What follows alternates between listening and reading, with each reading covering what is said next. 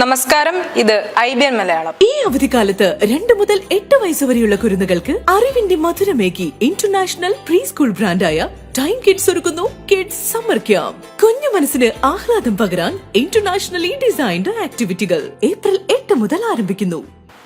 വിദ്യാർത്ഥി രാഷ്ട്രീയത്തിലൂടെ കടന്നുവന്ന് യുവജന പ്രസ്ഥാനത്തിന്റെ അമരക്കാരനാവുകയും പിൽക്കാലത്ത് സംഘടനാ പാർലമെന്റ് പ്രവർത്തനങ്ങളിൽ വൈഭവം തെളിയിക്കുകയും ചെയ്ത ബേബി പാർട്ടിയുടെ ഭൗതിക ദാർശനിക മുഖങ്ങളിലൊന്നാണ്.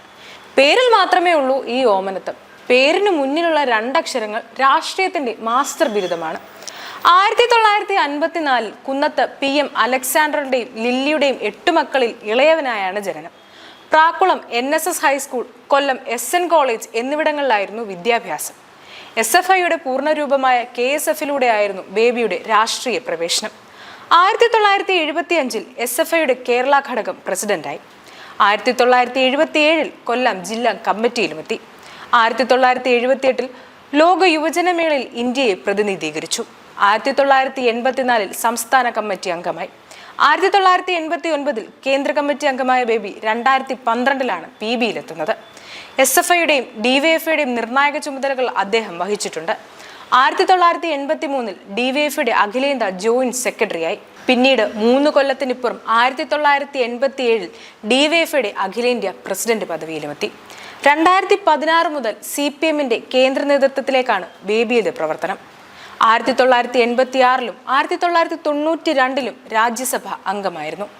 2006 കൊല്ലം കുണ്ട്രയിൽ നിന്ന് നിയമസഭയിലെത്തിയ MA ബേബി VS അച്യുതാനന്ദൻ സർക്കാരിൽ വിദ്യാഭ്യാസ സാംസ്കാരിക വകുപ്പ് കൈകാര്യം ചെയ്തിട്ടുണ്ട്.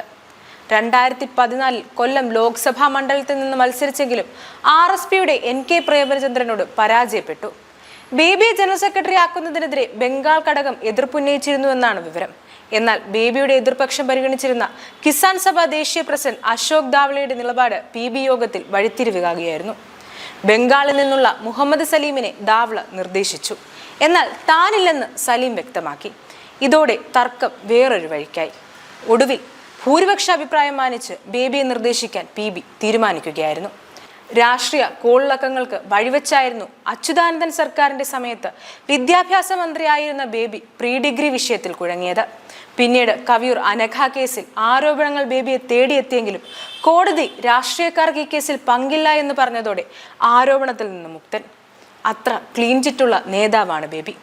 പിണറായി വിജയൻ ബേബി ജനറൽ സെക്രട്ടറി ആകുന്നതോടെ ഇനി വെല്ലുവിളികൾ നേരിടേണ്ടി വരും. ഇതുവരെ ഉണ്ടായിരുന്ന പിണറായിസം മാറി ഇനി മുതൽ ബേബിസം കേരളവും CPMും കാണേണ്ടി വരും. നിലവിൽ പിണറായി പറയുന്നതിനപ്പുറത്തേക്ക് എതിരഭിപ്രായം ഇല്ലാതിരുന്ന CPMന് ഇനി അത് പറ്റില്ല. പിണറായി പറയുന്നതെല്ലാം കേട്ട് തലയാട്ടുന്ന ഗോവിന്ദനോ കൊടിയേരിയോ ആയിരിക്കില്ല ഇനി ബേബി.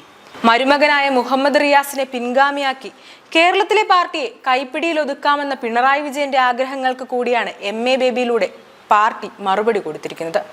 കണ്ണൂരിലെ ഒരു ഭാഗത്തിന്റെ കയ്യിലേക്ക് ചുരുങ്ങിയ പാർട്ടിയെ ഇനി MA ബേബി എന്ന തിരുവിതാംകൂറുകാരൻ തിരിച്ചു പിടിക്കുകയാണ്.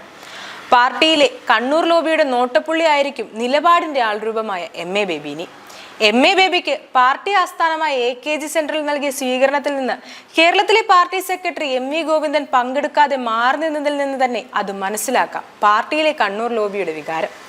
നിലവിലെ CPMിലുള്ള എല്ലാ രാഷ്ട്രീയ സാഹചര്യങ്ങൾക്കും ഇനി വിട. കരുത്തുള്ള നേതാവായി ബേബി എത്തുമ്പോൾ ഇനി ക്രൈസ്തവർക്കും പാർട്ടിയിൽ സ്ഥാനമുണ്ടാകുമെന്ന് കരുതാം. പോളിറ്റ് ബ്യൂറോ മെമ്പർ എന്ന പേരിൽ കേരളത്തിൽ നിന്ന് രാഷ്ട്രീയ വനവാസത്തിന് അയച്ചവർക്ക് മുകളിൽ ചക്രവർത്തി കിരീടമണിഞ്ഞാണ് MA ബേബിയുടെ തിരിച്ചുവരവ്. ഇനി എന്തെന്നറിയാൻ രാഷ്ട്രീയ കേരളം കാത്തിരിക്കുന്നു. News desk IBN Malayalam.